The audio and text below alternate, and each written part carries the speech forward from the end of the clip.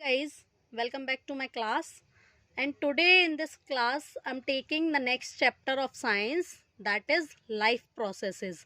अब मैं second chapter के बाद डायरेक्ट सिक्स्थ चैप्टर पे आई हूँ. मैंने बीच के चैप्टर्स अभी इसलिए स्किप किए हुए हैं क्योंकि अभी हमने केमिस्ट्री के 2 चैप्टर्स कर लिए हैं. अब हम करेंगे एक बायोलॉजी का चैप्टर. ठीक है, ये बायोलॉजी का फर्स्ट चैप्टर है क्लास 10th का, लाइफ प्रोसेसेस. इसके अंदर हम जितनी भी वाइटल लाइफ प्रोसेसेस होती हैं, एसेंशियल जो लाइफ प्रोसेसेस होती हैं, वो सारी हम इसमें पढ़ेंगे. तो first of all life processes की अगर हम बात करते हैं तो लाइफ प्रोसेसेस होती क्या है actually, what are life processes. तो life processes, all the processes which are necessary to maintain life in an organism are called life processes. मतलब वो सारी प्रोसेसेस जो लाइफ को मेंटेन करने के लिए किसी एक ऑर्गेनिज्म में होना ज़रूरी है, उन सारी प्रोसेसेस को हम बोलते हैं लाइफ प्रोसेसेस. मतलब जिनके बिना इंसान जिंदा नहीं रह सकता है, ऐसी प्रोसेसेस उनको हम बोलेंगे लाइफ प्रोसेसेस. इसमें हम क्या क्या ले सकते हैं, फॉर एग्जांपल न्यूट्रिशन, ठीक है, नेक्स्ट है रेस्पिरेशन, उसके बाद हम ले सकते हैं ट्रांसपोर्टेशन, ठीक है, ट्रांसपोर्टेशन में circulation and all, okay, and the last is excretion. ये सारी ऐसी प्रोसेसेस हैं जिनके बिना जिंदा रहना पॉसिबल नहीं है. So these are life processes. Okay, तो अभी हम स्टार्ट करते हैं हमारी पहली लाइफ प्रोसेस जो है न्यूट्रिशन. अब न्यूट्रिशन होता क्या है, नॉर्मली अगर हम बोलें तो खाना खाना, ठीक है. न्यूट्रिशन, न्यूट्रिएंट्स, जिस प्रोसेस से हम न्यूट्रिएंट्स लेते हैं दैट इज न्यूट्रिशन. तो the process of intake of food, ठीक है, the process of taking food, और सिर्फ इतना ही नहीं, and to use it for the growth and development of body, for the growth and development of the organism और body, ठीक है. इस प्रोसेस को हम बोलते हैं न्यूट्रिशन. और इसमें फूड से हम क्या मान सकते हैं, nutrients, the process of taking nutrients. Nutrients basically हमारे क्या क्या होते हैं देखना है, हम यहाँ न्यूट्रिएंट्स देख लेते हैं. कार्बोहाइड्रेट, ठीक है, प्रोटीन, फैट, विटामिन्स और मिनरल्स. ये 5 बेसिक न्यूट्रिएंट्स होते हैं. अब इन 5 बेसिक न्यूट्रिएंट्स में ये जो 3 न्यूट्रिएंट्स होते हैं ये देते हैं हमें एनर्जी, ठीक है, एनर्जी. वैसे प्रोटीन जो है वो बॉडी बिल्डिंग है, बट थोड़ी बहुत एनर्जी प्रोटीन भी प्रोवाइड करता है, तो मैं उसको भी एनर्जी गिविंग में रख रही हूँ, ओके. बाकी ऐसा नहीं है कि विटामिन्स और मिनरल्स ज़रूरी नहीं है बॉडी के लिए, बहुत ज़्यादा ज़रूरी है. विटामिन्स नहीं होंगे तो पंगा हो जाएगा, ओके. विटामिन्स जो होते हैं वो प्रोटेक्टिव मिनरल्स होते हैं, प्रोटेक्टिव न्यूट्रिएंट्स होते हैं, प्रोटेक्टिव फूड बोल सकते हैं, प्रोटेक्टिव न्यूट्रिएंट्स बोल सकते हैं. विटामिन्स नाम से ही समझ में आ रहा है, वाइटल अमीन्स, जो बहुत ज़्यादा ज़रूरी है, जिनके बिना भी जिंदा रहना पॉसिबल नहीं है. बट बेसिकली कार्बोहाइड्रेट, प्रोटीन और फैट क्या होते हैं, ये एनर्जी गिविंग होते हैं. तो अभी हम इनकी बात करेंगे. अब न्यूट्रिशन की बात करते हैं तो न्यूट्रिशन की काफ़ी सारी प्रोसेसेस आ जाती हैं न्यूट्रिशन के अंडर. लाइक इसमें हम इंजेशन मतलब खाने को लेना, फिर डाइजेशन, ईजीशन मतलब खाने को बाहर निकालना, ये सारी चीज़ें हम पढ़ेंगे. तो पहले देख लेते हैं कि न्यूट्रिशन होता कितने तरह का है. तो न्यूट्रिशन जो है वो बेसिकली 2 तरह का होता है, ठीक है. पहला हुआ ऑटोट्रॉपिक न्यूट्रिशन, ठीक है, और दूसरा हुआ हेट्रोट्रॉपिक. अब ऑटोट्रॉपिक न्यूट्रिशन देखना, ऑटो मतलब सेल्फ और ट्रॉफिक मतलब the mode of taking food, ठीक है. तो ऑटोट्रॉपिक में कौन आ जाएगा, हमारा ग्रीन प्लांट्स, मतलब ऐसे ऑर्गेनिजम्स जो खुद का खाना खुद बनाते हैं. तो जैसे कि ग्रीन प्लांट्स हो गए हमारी बीजीए, मतलब ब्लू ग्रीन एल्गी. बीजीए से मेरा मतलब है यहाँ ब्लू ग्रीन एल्गी, ठीक है.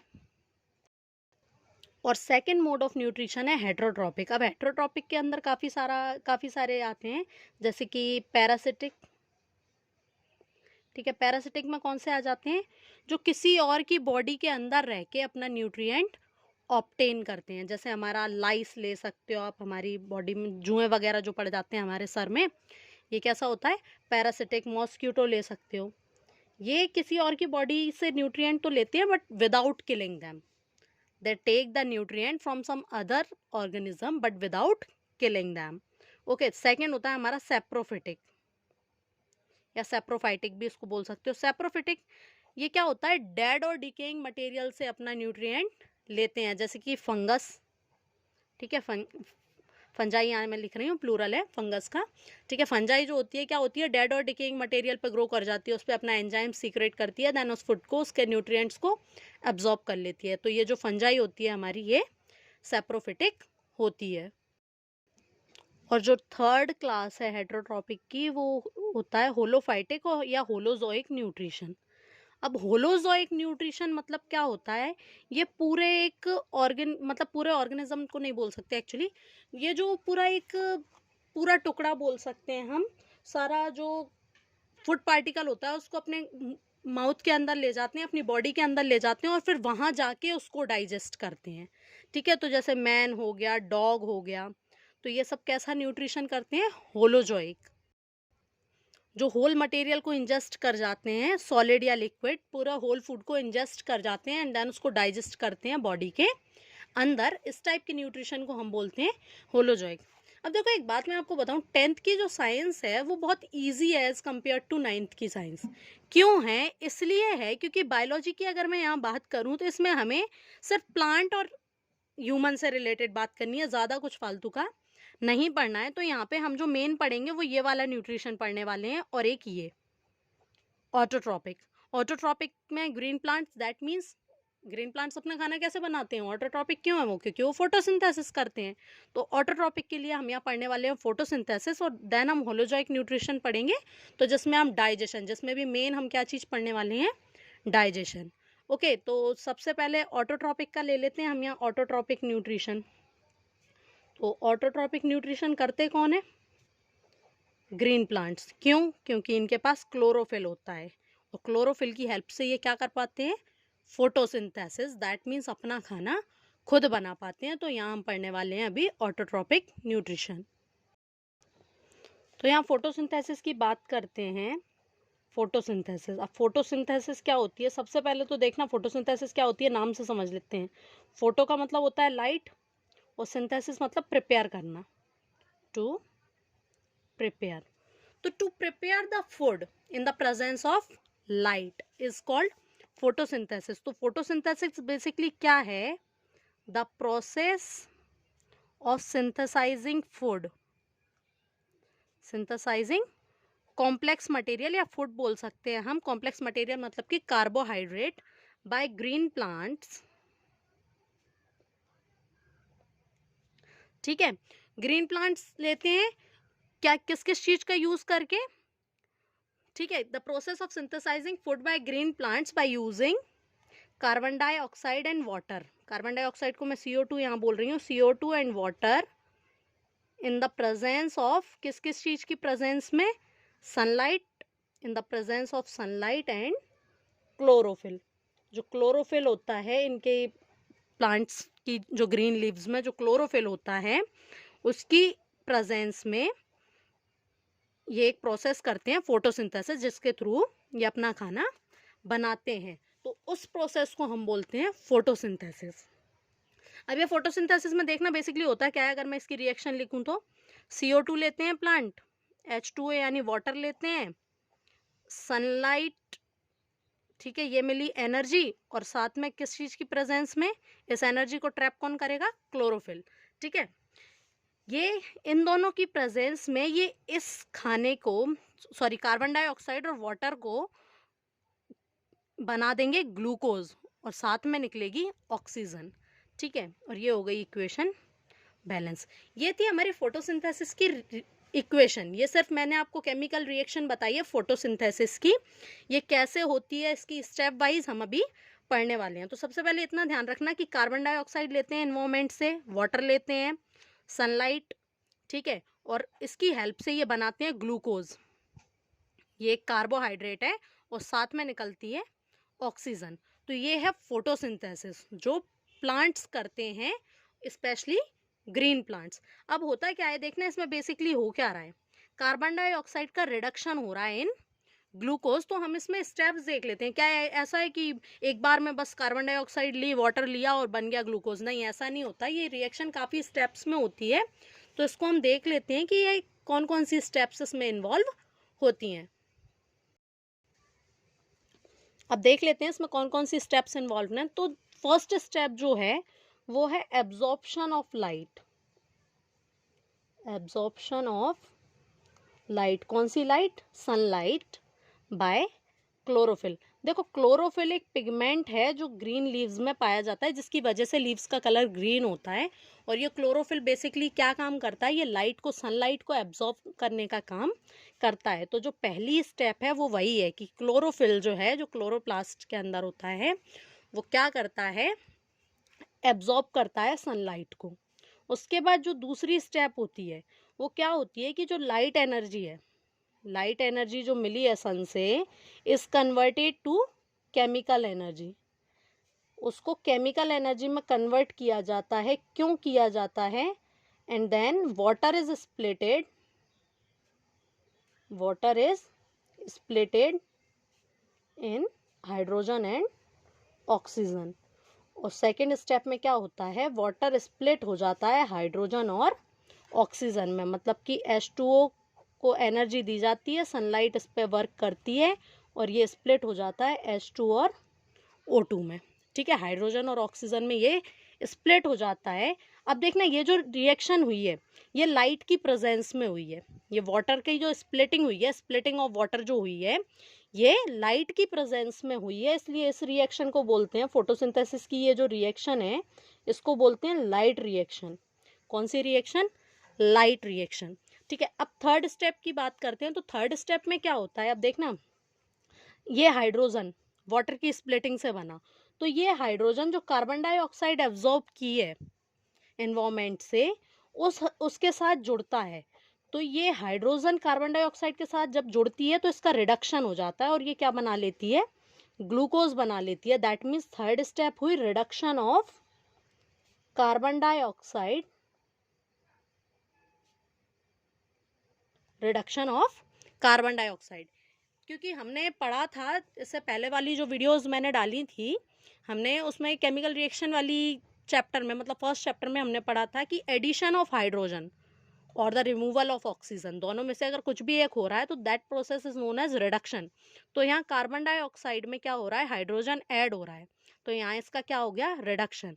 तो ये तीन स्टेप्स हैं। पहली एब्जॉर्प्शन ऑफ लाइट है, दूसरी है लाइट एनर्जी केमिकल एनर्जी में कन्वर्ट होगी, and then it will be used to split the water into hydrogen and oxygen. और थर्ड रिएक्शन, थर्ड स्टेप में क्या होगा? कार्बन डाइऑक्साइड का रिडक्शन होगा टू फॉर्म कार्बोहाइड्रेट, और we can say it glucose. Glucose जो बनता है फोटोसिंथेसिस में, उसके लिए। ठीक है, अब इस रिएक्शन में तो कोई लाइट की नीड तो हुई नहीं है, ये थर्ड स्टेप में।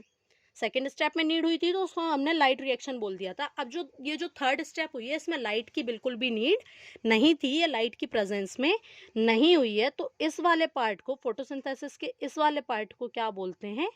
Dark reaction. तो फोटोसिंथेसिस में दो तरह की रिएक्शन होती हैं, light reaction and dark reaction. अब ये देखते हैं कि अभी मैंने बात की थी कि क्लोरोफिल होता है क्लोरोप्लास्ट के अंदर। ठीक है, तो ये सारी रिएक्शन बेसिकली देखा जाए तो क्लोरोप्लास्ट के अंदर हो रही है। तो सपोज ये है क्लोरोप्लास्ट। ठीक है, अब क्लोरोप्लास्ट कैसा होता है? डबल मेम्ब्रेन ऑर्गेनल होता है। प्लांट सेल के अंदर एक ऑर्गेनल पाया जाता है जो कि डबल मेम्ब्रेन होता है। ये इसकी इनर मेम्ब्रेन, ठीक है, और ये हुई इसकी outer membrane, outer membrane and inner membrane. इसके अंदर ऐसे डिस्क शेप कुछ चीज़ें होती हैं, ठीक है, जो स्टैक में प्रेजेंट होती हैं। ऐसे स्टैक्स बने हुए होते हैं काफ़ी सारे इसमें, डिस्क शेप। इनको बोलते हैं ग्रेना, और अगर सिंगुलर लूँ तो ग्रेनम हो जाएगा। इनको क्या बोलते हैं? ग्रेना हम इनको बोलते हैं। यहाँ लिख दे रही हूँ मैं, इसको बोलते हैं ग्रेना। और इसके अराउंड एक फ्लूइड भरा रहता है, जैसे सेल के अंदर साइटोप्लाज्म भरा रहता है, ऐसे ही क्लोरोप्लास्ट के अंदर जो फ्लूइड भरा रहता है उसको हम बोलते हैं स्ट्रोमा। स्ट्रोमा। तो आप बस ये याद रखिएगा कि जो लाइट रिएक्शन है फोटोसिंथेसिस की, ये लाइट रिएक्शन ग्रेना के अंदर होती है, और स्ट्रोमा के अंदर होती है डार्क रिएक्शन। मतलब जो लाइट एब्जॉर्प्शन का काम करता है वो ग्रेना करता है। ग्रेना क्या करता है? लाइट एब्जॉर्प्शन का काम करता है, इसलिए जो लाइट रिएक्शन होती है वो ग्रेना में होती है, और जो डार्क रिएक्शन है फोटोसिंथेसिस की वो स्ट्रोमा के अंदर होती है। ओके, तो ये ऑटोट्रॉपिक वाला जो पार्ट है वो कंप्लीट हो चुका है। अब हम पढ़ेंगे हेटरोट्रॉपिक न्यूट्रिशन। अब बात करते हैं हेटरोट्रॉपिक न्यूट्रिशन की। तो हेटरोट्रॉपिक मैंने बताया था सैप्रोफिटिक होता है, फिर पैरासिटिक होता है, होलोजॉइक होता है। तो हम यहाँ होलोजॉइक की बात करेंगे, हमारे सिलेबस में होलोजॉइक दिया हुआ है तो हम होलोजॉइक की बात करेंगे। तो सबसे पहले एक छोटा सा पार्ट दिया है होलोजॉइक में भी, ह्यूमन के अलावा। वैसे मैंने बोला था ह्यूमन का पढ़ना है, छोटा सा पार्ट है 2 मिनट का, वो देख लेते हैं। Amoeba, nutrition in amoeba. Amoeba अपना फूड कैसे लेता है? अब देखना, अमीवा एक सिंगल सेल्ड ऑर्गेनिज्म है। तो देखना क्या होता है, मल्टी सेलुलर ऑर्गेनिज्म में तो ऑर्गन्स डेवलप हो जाते हैं, तो वो अपना सारा काम, डाइजेशन अलग ऑर्गन्स से होगा, रेस्पिरेशन अलग ऑर्गन्स से होगा, ये सारा उनका जो ऑर्गन्स होते हैं वो डिफरेंशिएटेड होते हैं। बट अमीबा तो सिंगल सेल्ड है, तो ऑर्गन बनने का तो कोई क्वेश्चन ही नहीं है, कोई सवाल ही नहीं है अमीबा में ऑर्गन्स बनने का। तो अमीबा जो है वो अपने सारे काम वही सिंगल सेल करती है उसकी। तो अमीबा अपना फूड कैसे लेता है? अब देखना, सपोज ये है अमीबा, ठीक है, ये वैक्यूल, ये अमीबा है, इसका न्यूक्लियस है। ओके, अमीबा है और यहाँ पे कोई फूड पार्टिकल अगर पड़ा हुआ है, अगर यहाँ पे कोई फूड पार्टिकल पड़ा हुआ है सपोज, ठीक है, तो ये क्या करेगा, नेक्स्ट स्टेप इसकी क्या होगी, ये जो फूड पार्टिकल था, ये जो फूड पार्टिकल था, इसका जो आउटर स्ट्रक्चर है जो अमीबा, इसको ये एक्सपेंड करेगा और इससे ना फिंगर लाइक प्रोजेक्शंस बना लेगा अराउंड द फूड पार्टिकल। ठीक है, तो इनको बोलते हैं स्यूडोपोडिया। जो हमें ऐसा लगता है कि ये मूव कर रहा है, इसका फीट जैसा हमें लगता है, तो क्योंकि ये ओरिजिनल फीट तो है नहीं है, तो इसलिए स्यूडो फीट, स्यूडोपोडिया, स्यूडो मतलब फॉल्स और पोडिया मतलब फीट, तो स्यूडोपोडिया इसको हम बोलते हैं। तो इसको ये करेगा और धीरे धीरे करके ऐसे ही ये इस फूड पार्टिकल को जो है वो अपनी बॉडी के अंदर ले लेगा, ये उस फूड पार्टिकल को अपनी बॉडी के अंदर एनगल्फ कर लेगा, एंड देन इसकी बॉडी जो है इसको डाइजेस्ट कर लेगी, इस कॉम्प्लेक्स फूड मटेरियल को डाइजेस्ट करके सिंपलर फॉर्म में इसकी बॉडी ले लेगी और इसका न्यूट्रिशन कंप्लीट। डाइजेशन करने के बाद इस फूड को ये अपनी बॉडी से बाहर निकाल देगा। तो इस टाइप से अमीबा में न्यूट्रिशन होता है, बहुत ज़्यादा डिफिकल्ट नहीं है, बहुत सिंपल सा है अमीबा का न्यूट्रिशन। जैसे इसने जो फूड पार्टिकल जिसको डाइजेस्ट किया था, जिसको इसने एब्जॉर्ब किया था, उस फूड पार्टिकल्स का जो भी मटेरियल है उसके अंदर जो न्यूट्रिएंट्स होगा उस सारे को ये एब्जॉर्ब कर लेगा, और उसके बाद सेल के सरफेस के पास जाके वो फूड पार्टिकल्स में जो भी वेस्ट मटेरियल होगा वो बॉडी से बाहर एक्सपेल कर दिया जाएगा। ये न्यूट्रिशन होता है अमीबा में। ठीक है, तो ये हम न्यूट्रिशन इन अमीबा पढ़ चुके हैं। अब हमारा जो मेन है वो न्यूट्रिशन इन ह्यूमन है। ह्यूमन का न्यूट्रिशन हमें पढ़ना है, तो ह्यूमन का न्यूट्रिशन काफ़ी लंबा है, तो we will read that in the next video. उसमें मेनली जो हमें पढ़ना है वो डाइजेशन पढ़ना है, काफ़ी लंबा पार्ट है। ओके, तब तक अगर इतने पार्ट में जो मैंने आपको एक्सप्लेन किया है, इतने वीडियो के इस पार्ट में अगर आपको कोई भी डाउट लगता है तो you are free to ask in the comment section, और मुझे देख के ज़रूर बताइएगा वीडियो आपको कैसी लगी है। Thank you.